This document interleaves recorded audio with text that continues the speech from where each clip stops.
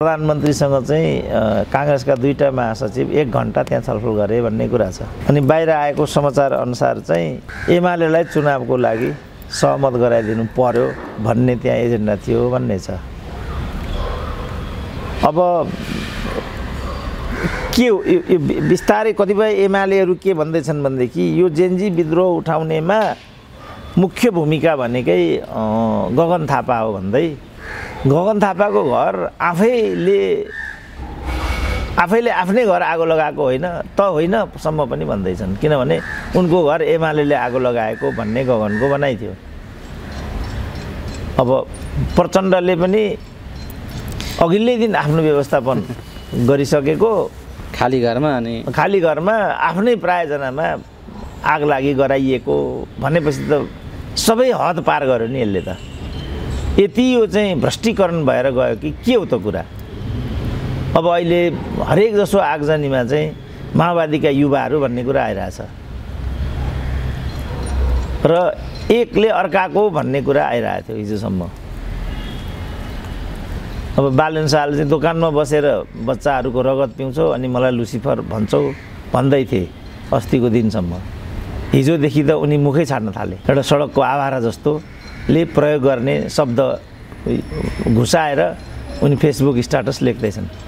रातभरि बबन्डर हुन्छ अनि त्यसलाई डिलिट गरिन्छ। देशको एउटा जिम्मेवार निकायको व्यक्तिले मित्र राष्ट्रहरूको नाम लिएर गाली गलौज गर्नु भनेको त दशा लाग्नु नै त हो नि। त्यसकारण कसले के भनिरहेछ, कसले के गरिरहेछ, यहाँ को घुसपेट भयो, कसले गोली चलायो, को मर्यो, को मार्यो, केही पनि कुरा भन्न सक्ने स्थिति भएन र गाउँमा चाहिँ जेनजीको नाममा लुटपाट बढेको भन्ने सुन्दैछु। फेरि म सबभन्दा डरलाग्दो कुरा त्यो भयो। 25 जना मिल्यो, हामी जेनजी हौँ भन्यो, घर धम्क्यायो, माओवादीको फेजमा गयो।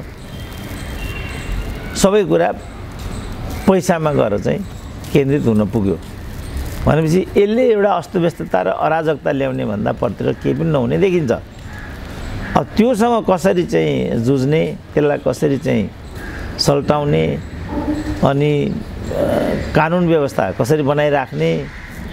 अब यता कुलमानले जुन बबन्डर गरे विद्युत महसुलको नाममा दिनको 6 करोडको घाटा त्यहाँ भन्ने छ। 200 मेगावाट विद्युत चाहिँ प्रवाहित नभएर थुप्रिन थाल्यो भन्ने छ। अब अत्यधिक विद्युत उत्पादन गर्ने याम हो यो।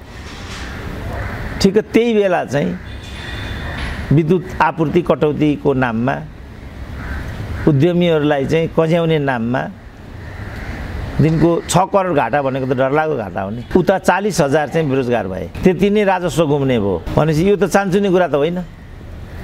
अब जय जयकार कस्तो छ भने त्यो एमालेको एउटा भाषण गर्दै त्यहाँ दिवंगत भएको कुलमानसँग पंगा लिनेको यही हाल हुन्छ भनेर एक थरी रमाइरहेछन् भनेदेखि यो कस्तो रक्त पिपासु हो। मुलुकलाई नै यस्तो अप्ठ्यारोमा पारेर अब यो देशै सिद्ध्याउने कुरा भयो। मान्छेको रोजीरोटीमा लात हान्ने, पेटमा लात हान्ने यो कस्तो जेनजी विद्रोहपछि बनेको सरकार हो भन्ने कुरा आयो। अब केही राय व्यक्त गरौँ, कति बेला आफैलाई झम्टिने हुन्, केही पनि ठेगान हुँदैन। अब बन्चरी डाँडाको समस्या चाहिँ ज्वलन्त हुन थालेको भन्ने छ। अब फोहोर उठ्न छोड्यो भनेदेखि फेरि यहीँ हैजा फैलिने होला। त्यसकारण मैले चाहिँ एक सूत्र सुझाव दिएको थिएँ नवनिर्वाचित हुँदा बालन शाहलाई, तिम्रो एउटै काम भनेको यो फोहोर व्यवस्थापन गर्ने हो।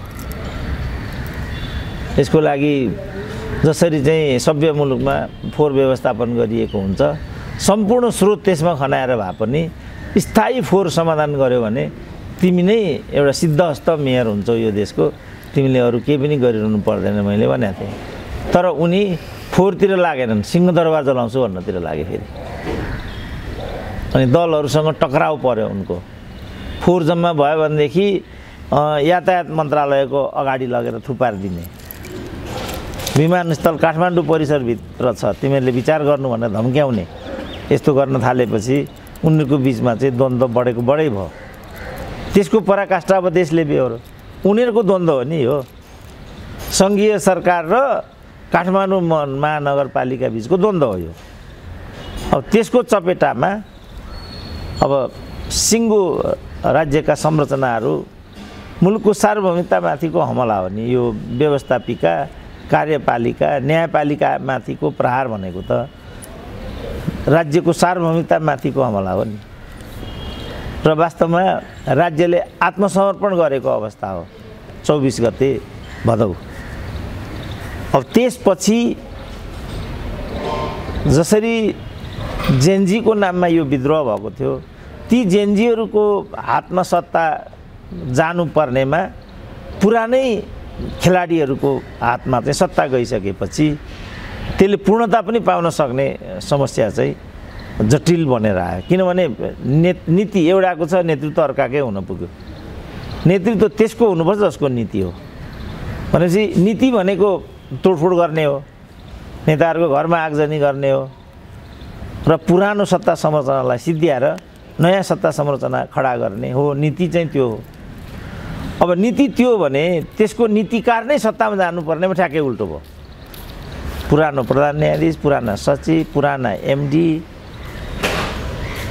अनि 13 देखि 27 उमेर समूह भन्थे, 60 भन्दा मुनिको बिरलै होला त्यहाँ। यो खालको हुन पुग्दा यो अन्यमनस्कता विद्यमान छ।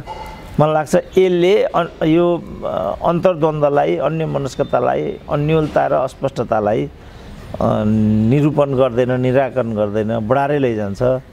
त्यसले अब हामीलाई कहाँ पुर्याउँछ त्यो चिन्ताको विषय भएको छ। त्यसले हामीलाई धेरै नै चिन्तित पनि बनाइरहेको हुन्छ। डाक्टर साहब, अब यही चिन्ता यो खालको यो सरकार हो, यो जेनजी विद्रोहको रहस्य यस्तो हो, यसका पछाडि यो छ भनेर दुर्गा परसाईले पत्रकार सम्मेलन गरेर उनको भनाइअनुसार जेनजी आन्दोलनको भित्रको रहस्यदेखि लिएर अन्य थुप्रै विषयहरूको उनले भण्डाफोर गरेका छन्। यो विषयलाई तपाईँले कसरी लिनुभएको छ, कसरी हेर्नु भएको छ? अब दुर्गा परसाईले आज मात्रै होइन हिजैदेखि यस्ता कुरा भनिआएको। अब एकपटक कम्बोडिया काण्ड केपी ओलीको ल्याए, त्यसपछि यो जुन 23-24 गते जे जो भयो त्योसँग जोडिएका पात्र र प्रवृत्तिको बारेमा ल्याए। त्यसैको चाहिँ विस्तारित रूप आज आएको हो। अब मुख्य कुरा चाहिँ लोकतन्त्रमा नैतिकता हुन्छ। त्यो नैतिकता भनेको चाहिँ पारदर्शिता र जवाफदेहितासँग चाहिँ सम्बद्ध हुन्छ। अब यहाँ त चिजहरू यति भ्रष्टीकरण भएर गयो कि जसलाई जे भने पनि हुन्छ। अब मेयरमाथि देशको कार्यपालिका चलाउने आरोप छ, आन्दोलनकारीहरूमाथि देशको व्यवस्थापिका चलाउने आरोप छ र आन्दोलनकारीहरूले नै जेल ब्रेक गरेर बन्दीहरूलाई त्यहाँबाट बाहिर पार्ने कुरा गरेका छन्। उनीहरूको स्वार्थको लागि चाहिँ सर्वोच्च अदालत र अन्य अदालतहरू छानिकन चाहिँ आगजनी गरिएको भन्ने छ। अब यो त हामी बुझ्छौँ कि एक किसिमले विद्रोह हो यो, तर परिणाम विद्रोहमुखी त भएन। फेरि परिणाम त पश्चगामी नै देखियो। भनेपछि यस विस्फोटको औचित्य के हो त? त्यसको औचित्य नै देखा पर्दैन। उदाहरणको लागि देशभरि चाहिँ 25 वटा ठुल्ठुला होटलहरू विनष्ट पारिएको भन्ने छ। त्यस अन्तर्गत 25 अरबको क्षति भन्ने छ। अब त्यति होटलहरूमा मात्रै कमसेकम 50-60 हजारको रोजगारी होला। अब यो विद्युत कटौतीको नाममा जे ऊर्जा मन्त्रालयले कदम चालेको छ त्यहाँ पनि 40,000 चाहिँ बेरोजगार हुन पुगे भन्ने छ। 6 करोड दैनिक घाटा भन्ने छ। अब यो घाटा सुलभमा नआउँदासम्म त जारी नै रहने भयो र उद्यमीहरूले यसमा चाहिँ कम्प्रोमाइज गर्न चाहेनन् भने त वास्तवमा डरलाग्दो स्थिति आइलाग्ने भयो। त्यसकारण विद्युत कटौती गरेर सुतेर बस्नुभन्दा वे आउटको खोजीमा लाग्नुपर्ने हो। त्यतातिर त सरकार लागिरहेको पाइँदैन।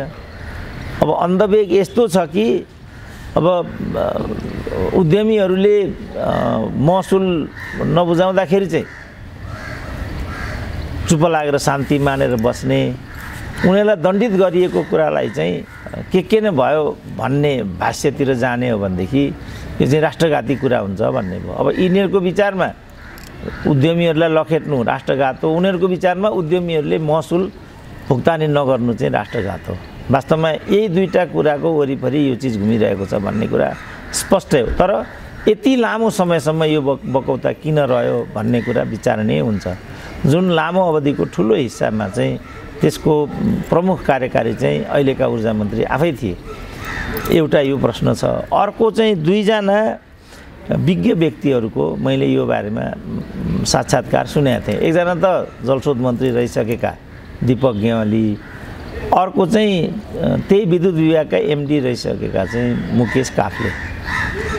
उनीहरूले चाहिँ खुल्लम खुल्ला यसमा मन्त्रीको अर्ग्यानलाई छ भन्ने तर्क झिके। अब मुकेश काफ्लेको बारेमा मलाई त्यति आइडिया छैन, तर प्राविधिक व्यक्ति नै होलान् भन्न ठान्छु, किनभने त्यहाँ एमडी भइसके। तर दीपक गेवाली त जलस्रोतका ज्ञाता नै हुन् नेपालका। अब उनले नै यसमा मन्त्रीको अर्ग्यानलाई देखिसकेपछि गम्भीर भयो विषय। त्यसकारण यदि मलाई कसैले राय लिएको भए त म के भन्थेँ भने उद्यमीहरूसँग द्वन्द्व गर्नुभन्दा एउटा विज्ञ टोली गठन गरेर भए पनि यसलाई चाहिँ निर्कुल गर्नुपर्ने थियो। जस्तो डोनाल्ड ट्रम्पले चाहिँ अहिले भारतमाथि लगाइराखेको टेरिफ, चाइनामाथि लगाइराखेको टेरिफ दुवै फिर्ता लिए भन्ने छ र त्यो शर्तमा चाइनाले 1 वर्षका लागि मेटल अर्थ दिने सहमतिमा सम्झौता गर्यो, हस्ताक्षर गर्यो भन्ने छ।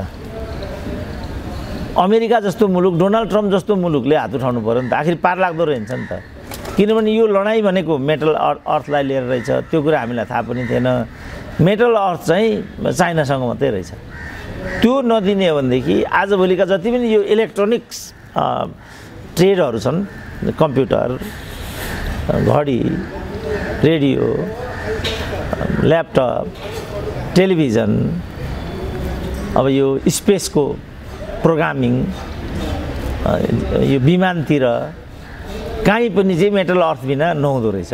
त्यो जम्मै चाइनासँग रहेछ। हात उठाउनु पऱ्यो नि त। अब यो विधिबाट चाहिँ खेल्नुपर्ने हुन्छ क्या। अब डोनाल्ड ट्रम्प जस्तो मान्छेले हात उठाउनु पऱ्यो भने अब कुलमानको कुरा के भएर? केही हाम्रो त हातमा केही छैन नि त। जसलाई उनीहरूले उद्यमी भनेका छन् उनीहरू पनि अब उद्यम क्षेत्रलाई नै मात्रै सेक्टर दिने हुन् कि अब स्थानीय जति पनि उद्यमीहरू छन् तिनीहरूलाई चाहिँ यिनीहरूले खुट्टै टेक्न नदिने प्रष्टै भइसक्यो। यो भाटबेटिनी माथिको प्रहार, यो चन्द्रगिरी केबल कार माथिको प्रहार, सबै ठाउँका होटलहरूमाथिको प्रहार हेर्दाखेरि त नेपाली उद्यमीले त खुट्टा टेक्न नसक्ने कुरा त प्रष्टै भइगयो। किनभने जसरी 25वटा होटलको मैले कुरा गरेँ, 25वटा होटलमाथिको प्रहार पछि त अब पर्यटन भन्ने त यो देशमा मलाई लाग्छ यो देशमा पर्यटकको त अनुहारै देखिँदैन होला। अब कहाँ बस्ने उनीहरूले? खोइ उनीहरूको सेक्युरिटीको ग्यारेन्टी, खोइ उनीहरूको बसोबास। त यो त हामीबाट एकदमै गलत हरकत भयो जस्तो लाग्छ मलाई। दुर्भाग्यले यो कदम चाहिँ जेनजीको नाममा आयो। यसबाट जेनजीहरूको सुनाम हुँदैन, बदनामै हुन्छ भने जस्तो लाग्छ मलाई। अब बोल्नुहुन्छ कि हुँदैन फेरि लखेट नै हुन् कि थाहा छैन। अब यहाँ त बोल्यो कि पोल्यो छ, आनै गर्नु हुँदैन। अहिले त सबभन्दा खतरा त्यो भयो क्या। अनि यो जेनजीले गरेकै होइन नि त डाक्टर साहब, भनाइ मात्रै जेनजी हो। यो आगजनी हिंसा जेनजीले गरेको होइन भन्नेमा त तपाईँ प्रष्ट हुनुहुन्छ होला नि त। होइन, म प्रष्ट छु। त्यसो भने यसले गर्यो भन्न सक्नु पऱ्यो नि त। जेनजी त टिओबी देखिएको छ त अगाडि नै, टिओबी पर्दामै छ त। अब टिओबी पर्दामा छ त मैले प्रधानमन्त्री बनाएँ भन्छ त। अनि त्यस्तोको प्रधानमन्त्री हुँदै हिँड्नु कसरी चाहिँ खपिसक्ने कुरा हुन्छ त? आज त्यही खपि नसक्ने भयो भनेर दुर्गा परसाईले पत्रकार सम्मेलन गरेर भण्डाफोर गरे। अब दुर्गा परसाईको नाम लिने बित्तिकै फेरि लखेटदार छन् त यहाँ। फेरि यो पो छ त। फेरि सबैभन्दा अहिलेको दुश्मन भनेको दुर्गा परसाई हो। सुरेन्द्र केसीसम्म दुर्गा परसाईको कुरा गर्दै हिँड्छ भनेपछि त अनि घरमा आग लाग्ला भन्ने डर हुने भयो। अहिले त घरमा आगो लगाउने भन्दा मुनिको अहिले कुरै हुँदैन। अनि सब कुरा त आइडेन्टिफाई हुनु पऱ्यो नि त। आधिकारिक निकायले यो बारेमा त स्पष्ट धारणा हामीलाई दिनु पऱ्यो नि त। हामीले कुन लाइनमा बोल्ने त? अब कसरी विचार गर्ने त? होटल चलाउने कुरा कस्तो, उद्यमी लखेट्ने कुरा कस्तो, दिनको 6 करोडको घाटा भनेको कस्तो के हो त? यसमा एउटा भरपर्दो उच्च स्तरीय जाँच आयोग गठन गर्नु पर्दैन? यस्तो मुलुकको दिनको 6 करोड घाटा जहाँ पर्यटनको जुन सूत्र नै विनष्ट भइसक्यो भनेपछि यो देश अब धानी खान सकिन्छ त? यस्तो गम्भीर विषयमा पनि ख्यालठट्टा गर्ने हो? यस्तो गम्भीर विषयमा पनि एकअर्कालाई दोषारोपण गरेर अनि आराम गरेर बस्ने हो, मिल्ने कुरा हो यो। त्यसले गर्दा अब दलको नीति दलले कसरी बुझेका छन् भन्ने प्रश्न आयो नि त अघि। यसमा दलहरूले चाहिँ अगाडि उनीहरूले त दादागिरीको शैलीमा तँलाई देखाइदिन्छु, माइती घरमा लड्छु, तँ आइज कि तँ छैनस् कि म छैन भन्ने आवाज आउँछ त नि दलको तर्फबाट। अब दलले पनि प्रश्न पार्नु पर्यो, अब कसरी चाहिँ जनमानसले सोच्ने त, बौद्धिकले कसरी सोच्ने, मिडियाले कसरी सोच्ने, उसले भन्नु पर्यो यो कसरी यस्तो भएको छ। मैले देख्दाखेरि मुलुकको आत्मनिर्भरतालाई सिद्ध्याइसकेपछि यो भएको छ। नीति निर्माताहरू कोही पनि मुलुकप्रति प्रतिबद्ध छैनन्। सुरक्षा निकाय पनि त्यसमा चाहिँ जिम्मेवार हुन सकेन, किनभने यिनीहरूले आफ्नो लगानी आफ्नो वैकल्पिक व्यवस्था विदेशमा गरिसके। उनीहरूले देशलाई चाहिँ एउटा प्लेटफर्म मात्रै बनाए। अहिले आएर यो कसैको देश होइन, यो प्लेटफर्म मात्रै हो यो। अब यी सबै कुरालाई देखाएर जेनजी आन्दोलनको रहस्यदेखि दलहरू र अहिलेको सरकार बन्ने प्रक्रियासम्मको विषय जुन खालको हो भनेर जसरी भण्डाफोरको शैलीमा दुर्गा परसाईले फिल्म देखाइरहेका छन्, यसको अर्थ छ कि छैन? अर्थ छ, तर त्यसलाई लक्ष्यसम्म पुर्याउने सँगसँगै कार्यक्रमहरू पनि चाहियो। त्यसको चाहिँ आधिकारिकता पनि चाहियो। आधिकारिकतादेखि त्यसप्रतिको जुन एउटा संलग्नता र सम्बद्धता हो त्यसको पङ्क्ति पनि चाहियो। लिडरसिपको विश्वसनीयता पनि चाहियो। पोलिसी प्रोग्रामहरू पारदर्शी हुनु पर्यो। त्यसलाई सबै समाजले कमसेकम बहुमत समाजले ओन गर्नु पर्यो। होइन भने त अहिले जुन जेनजी विद्रोहको नाममा जे भयो त्यसले के एउटा चाहिँ बाढी हुल्दियो भनेदेखि कति बेला के हुने र कसरी हुने हो भन्ने कुरा ठेगान केही रहन्छ नि त। सुरक्षा निकायले थाम्न सक्दो रहन्छ, प्रहरीहरू उभिन सक्दा रहेनछन्, राज्य तुरुन्तै कोल्याप्स हुँदो रहेछ, मान्छेको व्यक्तिगत सम्पत्ति विनष्ट हुँदो रहेछ, आगो लाग्दो रहेछ। अब भाटबटेनीका मिनबहादुर गुरुङले लगानी गर्छन् कि गर्दैनन् गर हामी भन्न सकौँला त। अब के मुखले भन्ने त, जसको 12-15 अरबको क्षति भयो, ठिकै छ यस्तै हो हुँदै गर्छ भनिदिन सक्छौँ त हामी नै पनि। के भएको हो त त्यहाँ? उनले गल्ती नै गरे पनि उनलाई दण्डित गर्ने यो कस्तो कायदा हो त यो? तिमी देशमै बसिदेऊ अरू उद्योग खोलिदेऊ भन्ने अवस्था रहेन। अनि उनी धन्न बसिरहेका छन्, कसरी हो? त्यसो हो भने दुर्गा परसाईलाई अघिबाट भन्न पनि सजिलो छैन होला। म भयो त भोलिपल्ट बिहानै देश छोडेर हिँड्थेँ डाक्टर। अनि मिनबहादुरका ठाउँमा म थिएँ भने चाहिँ अनि म यो देशमा बस्ने थिइनँ। बस अब त्यस्तो मान्छेलाई अपराधी जस्तो आक्रमण गर्नु अनि त्यसमा हामी चाहिँ मौनता साध्नु भनेको कायरता होइन? यही हो नि चित्र त। कसरी जेनजीको नाममा यस्तो हुनै सक्दैन, जेनजीले गर्नै सक्दैन यस्तो। अब यसमा हामीले विचार विमर्श गऱ्यौँ भने उल्टो हामीले खप्की खानुपर्छ भने अनि हामीले पनि भाग्नु पर्दैन। भोलि सुरक्षा हुँदैन। अनि यसमा धेरै विचार विश्लेषणतिर गयो भने सुरक्षा हुँदैन। अनि हो यो स्थिति आइपुग्यो नि त। यसबाट के देखियो भने यो त आगो लाउनेहरूको सरकार हो, गाह्रो छ नि। अनि भोलि त यसले के देखायो भने वास्तवमा नेपालमा राजाहरूले भन्थे नि यहाँ लोकतन्त्र फाप्दैन है भनेर। ठ्याक्कै त्यो मिल्छ कि म छक्क पर्छु कि महेन्द्र त कस्तो दूरदर्शी राजा रहेछन् जस्तो लाग्छ कि मलाई कहिलेकाहीँ। र यही कुरा बुझ्ने मध्येमा अर्का बिपी रहेछन् भन्ने कुरा देखिन्छ र त्यसलाई अहिले चाहिँ कन्टिन्युएसन दिइराखेको छ प्रकाश कोइराला, मनिषा कोइराला र विपिन कोइरालाहरूले। उनीहरूलाई थाहा रहेछ कि बिचरा यो कुरा, यो के को लडाइँ हो भन्ने कुरा हामीलाई थाहै भएन छ क्या। यस्तो संवेदनशील घडीमा बालेनको उत्तेजना चाहिँ कस्तो खालको हो डाक्टर साहब? यसलाई कसरी लिने? त्यो तहमा बसेर यस्तो खालको अन्तर्राष्ट्रिय शक्तिहरू मित्र देशहरूलाई समेत जोडेर जुन खालको तल्लो स्तरको अभिव्यक्ति र गाली गलौज उनीले गरे हटाएका छन्, त्यो अब आलोचना भएपछि, तर पनि त्यो भाइरल भइसकेको छ, सबैले समाचार बनाइसकेका छन्, सारा सेयर भइसकेको छ।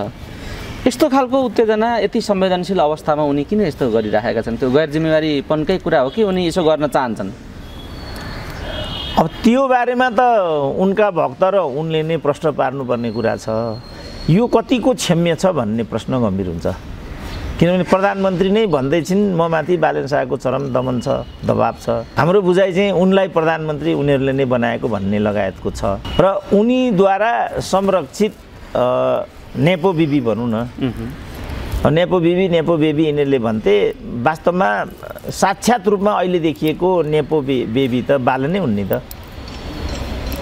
त्यही न प्रवृत्ति न हो नेपो खालि उमेर समूह मात्रै होइन भन्ने कुरा त अब नाङ्गो भयो किनभने उनीहरूले 73 वर्षको मान्छे लगेर प्रधानमन्त्री बनाए भनेपछि उमेर समूहको कुरा त होइन रहेछ नि त यो त एउटा प्रवृत्तिको मात्रै कुरा रहेछ त्यो भनेको चाहिँ के भनेदेखि आफ्नो शक्ति हातमा लिएर बसेको अभिभावकको छत्रछायामा मनप्रति गर्ने नेपो बेबी रहेछ भन्ने अहिले बुझ्दाखेरि अब अहिलेको बालन शाहको अभिभावक भनेको त अहिलेको राज्य संरचना हो त्यो मुनि बसेर उनी यो काम गरिरहेछन् यो गर्दा शेरबहादुरको छोराले चाहिँ दण्डित हुनुपर्ने झलनाथको श्रीमती अग्निकुण्डमा हात गुमाउनु पर्ने अनि यिनीहरूलाई चाहिँ केही पनि नहुने भनेपछि अचम्म भएन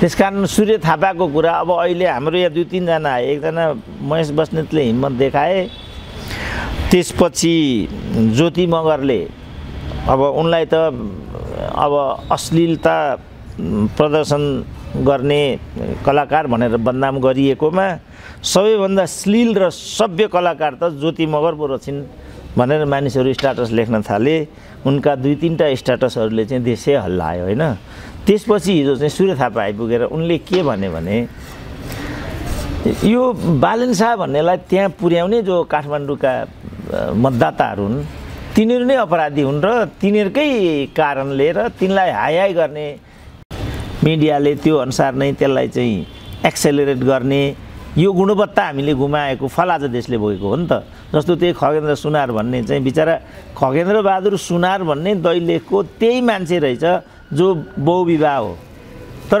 यो खगेन्द्र सुनार भनेको चाहिँ यही मन्त्री बनाउन लागेको मान्छे हो जो बहुविवाह भनेर त्यो अनलाइन भनेर ठोक्दियो 100% झुट रहेछ अब हाम्रो त्यो नेपाली चाहिँको पनि नेपाली हुन्छ म भन्दै नि साथीहरू रिसाउँ त अस्ति प्रसङ्गवश मैले एउटा विदेशमा बस्ने नेपालीहरूको प्रसङ्ग झिकेको थिएँ मेरो आशय त त्यो थिएन त्यसको लागि म क्षमा प्रार्थी छु तर हाम्रो त्यो जुन टङ्कदाल हुन् नि टङ्कदालले जुन प्रहरीले चाहिँ सुरक्षाको लागि आश्रय मागेकाहरू मागेको गाडीभित्र प्रहरी थियो र गोली चलायो भन्ने प्रश्न चाहिँ झुटो सिद्ध भइसकेपछि हात उठायो नि त अनलाइनको खगेन्द्र सुनार सम्बन्धी सम्प्रेषित खबर र टङ्कदालको अमेरिकाबाट सम्प्रेषित खबर एउटै रहेछ नि त नेपाली चाहिँको नेपाली नै हुँदो रहेछ नि त त्यसकारण मेरो भनाइ के भने हामी अलि परिपक्व पनि हुनु पर्यो आधिकारिकता चाहियो त्यसको प्रामाणिकता चाहियो जवाफदेहिता चाहियो जे पनि गर्ने जे पनि भन्ने जुन केपी ओली मुखी शैली हो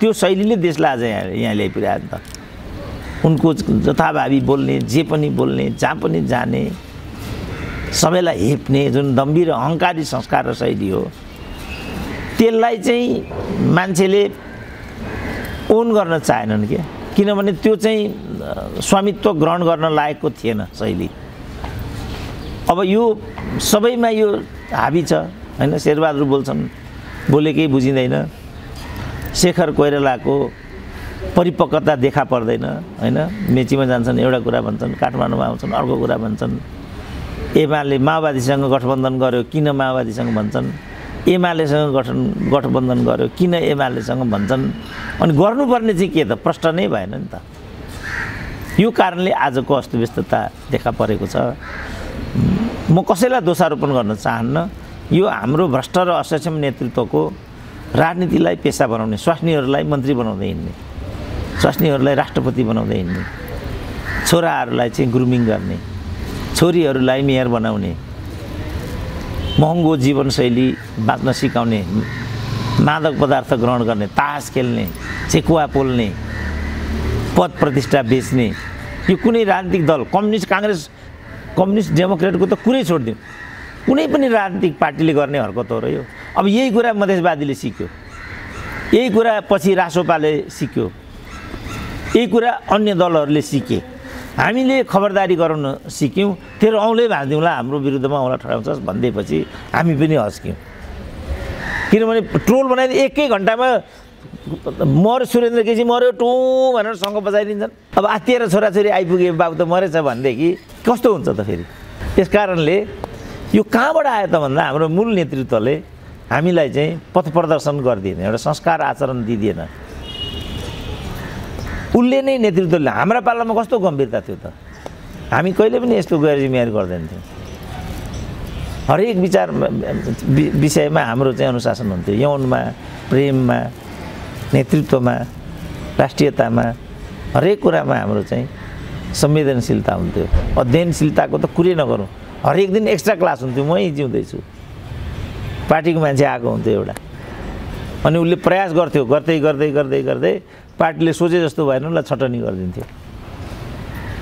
आफू बहिष्कृत भएको कुरा आफूलाई 1 महिनापछि थाहा हुन्थ्यो।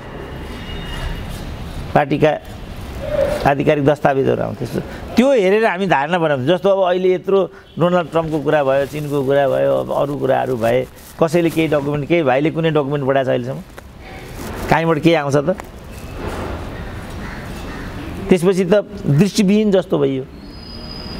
आफूलाई जे लाग्छ त्यो गर्ने हो। जस्तो ज्योति मगरले जति गरेछन् उनको उताड गरे हो नि, त्यो उनले हिम्मतले गरिन्। केपी ओलीले गाली गर्नु, मन्त्री हुनु, यिनीहरूले जवाफ पनि दिन सकेन, किनभने त्यही कुरा भएको त्यही छ, भएको त्यहीले भएको छ अलि। र मैले कति ठाउँमा ज्योति यही अब रासोपाभित्र चाहिँ त्यो मैले हिजो बिर्सेको थिएँ, रासोपाभित्र अवसरवादी भन्दा अरू मान्छे नै एकजना पनि छैनन्, को छ भनेर प्रश्न उठाइदिएपछि अब त्यहाँ त वास्तवमा त्यस्ता मान्छेहरू मात्रै छन्, त्यहाँ जम्मै वान अल त्यस्तै मान्छे छन् त्यहाँ। अब हिजो एउटा पत्रकारसँग चाहिँ एउटा टिभीमा यही रासोपा सम्बन्धी कुरा भइरहेको छ। रासोपाले किन आफ्ना नेता कार्यकर्तालाई सहँदैन र एकपछि अर्कोलाई लखेट्छ भन्ने प्रश्न सोध्यो पत्रकारले। अनि उसले चाहिँ धम्काउँदै थियो, कहाँ त्यसो गरेको छ देखाउनु त, को गरेको छ भनेपछि उसले गन्ती गर्थ्यो। यो पार्टीको महासचिवमाथि गरेको के हो, त्यो सुमनालाई लखेटेको के हो, तोसीमालाई लखेटेको के हो भनेपछि केटाले हात उठाउन खोज्दै थियो। म धेरै बेर त्यहाँ अडिन सकिनँ, कसरी नङ्ग्याएको नि मलाई थाहा भएन। अब अहिले बाबुराम त्यहाँ फेरि राष्ट्र पाउन खोज्दैछन् भन्ने देखा पर्यो। स्वर्णिम वाग्ले ढोगेको ढोगै छन्, के हो डाक्टर साहब त्यहाँभित्रको अर्को राजनीति? अब खेलोमेलो सकियो नि त बिचरा। अब त्यही एउटा संसद थियो, त्यो पनि धाराशाही भइगयो। अब यिनीहरूले समाजका लागि राजनीति गरेको होइन, आफ्नै लागि राजनीति गरेको हो। बाबुरामको त अब छोरीलाई अगाडि बढाउने हिसाब किताब होला, जताबाट छोरीलाई मन्त्री बनाउन सकिन्छ त्यसो गर्ने हो बाबुरामले चाहिँ। त्यही विरुद्धको विद्रोह जेनजी हो, बाबुरामको लाइन चाहिँ त्यतितिर गए जस्तो देख्छु। मुख्य उद्देश्य उनको त्यतातिर छ, त्यस्तो देख्छु म क्या। होइन भने अब बाबुरामले नै रासोपाको पार्टीमा गएर भरपर्दो नेता भनेको रवि लामिछाने हो, उनको क्रेज सबैभन्दा अहिले बढी छ, जेलबाट निकालेर उनीलाई नेता बनाउनुपर्छ भनिरहनु पर्ने जस्तो मलाई लाग्दैन। तर म त्यतातिर आफ्नो रिमार्क अगाडि बढाउन चाहन्न, किनभने ट्रोल भइहालिन्छ। म सुझाव दिन्छु बाबुरामलाई, बरु रवि लामिछानेलाई निकाल्ने हो भने तपाईँ प्रधानमन्त्रीसँग लबिजम गर्नुहोस् न। तपाईँको निकटता छ भन्ने छ, तपाईँको कोटा पनि मन्त्रीमा पर्छ भन्ने छ सुशीला कार्कीको क्याबिनेटमा।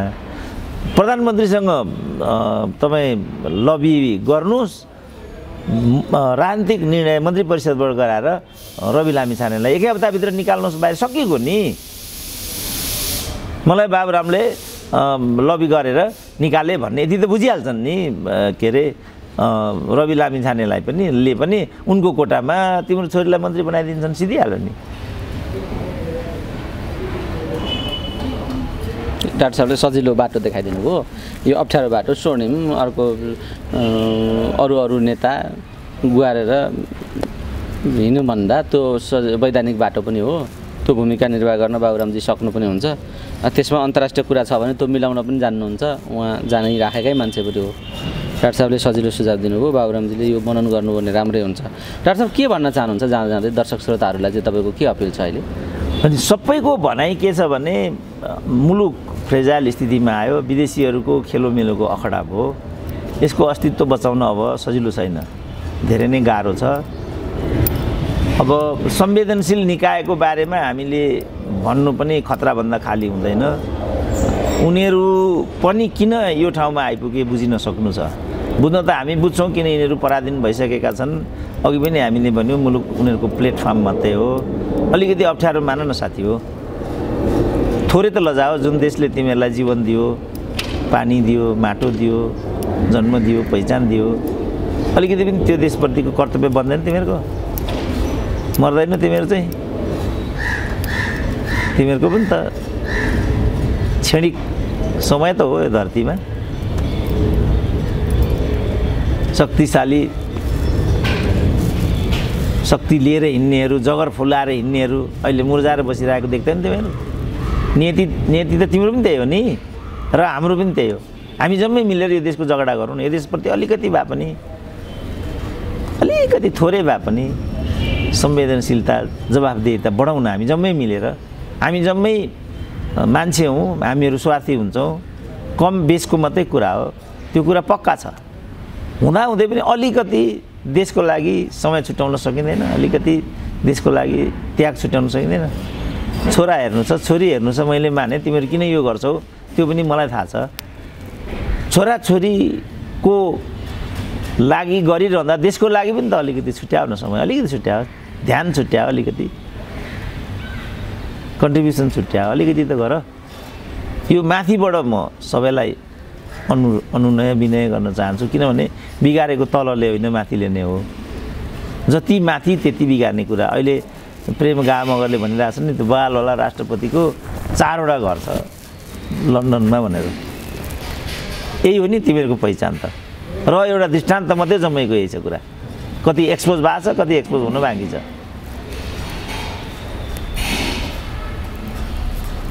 यो ठाउँबाट हामीहरू चाहिँ सुध्रिँदै आउँदा त्यो नराम्रो हुँदैन। जे अहिले भइरहेछ त्यो एब्सोल्युटली नराम्रो छ, त्यो नाङ्गै भन्न सकिन्छ। जे मैले भने त्यो गरियो भने त्यो नराम्रो हुँदैन। पूर्ण त गर त म भन्न सक्दिनँ, किनभने तिमीहरूले खुट्टा उचालिसकेको छ। यही यो भिजिट भिसावाला विमानस्थलको केटो पनि त लोग्ने स्वास्नी नै भिसा लिएर रेडी भएर बसिरहेको। यहाँ अरू अहिले यो जेनजीमा यताउता गर्नेको पनि धेरैको भिसा रेडी छ भन्छ नि दुर्गा प्रसाईले। कति त गइसके भन्ने पनि छ। किशन श्रेष्ठले त मेरो घरमा आगो लाउने अस्ट्रेलिया अमेरिका पुगिसके भन्दैछ। अनि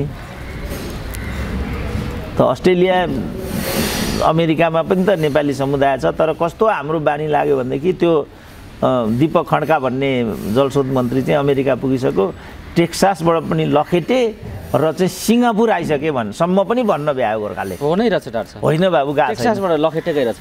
लखेट नै समूहकै सदस्यले मसँग सम्पर्क गरेर भनेको यहाँ बस्ने स्थिति नभएपछि फेरि रातारात यहाँ पनि नहुने रहेछ उपाय भनेर हिँडेका हुन्, यहाँ आइपुगेका थिए भनेर भने उनले। त्यो नहुनु पर्ने आधिकारिक सूचना हो यो। होइन, त्यो नहुनु पर्ने, किनभने उड्न दिँदैन क्या उसलाई बाहिर इन्डियाबाट। होइन, उनी अब कुनै स्रोतबाट यो गयो होला, आयो होला। होइन, त्यसरी हुँदैन, दिँदैन पनि। अब कसरी भन्ने, त्यहाँ यहीँ विराटनगर जान त ओलीलाई यस्तो रुवावासी भइरहेछ भने। तर उनी पुगेको कुरा साँचो हो, टेक्सास पुगेको कुरा। फोटो खिच्नु पर्यो त्यसो भने कसैले, त्यति त गरोस् न। अरूको बारेमा पनि, यी रवि लामिछानेको बारेमा पनि मैले बुझ्न खोजेँ क्या। यत्रो विवाद आयो, के हो साथी हो भनिदेऊ न भन्दा कसैले पनि भनेन क्या। गजबको मान्छे हुन्छ नेपाली त।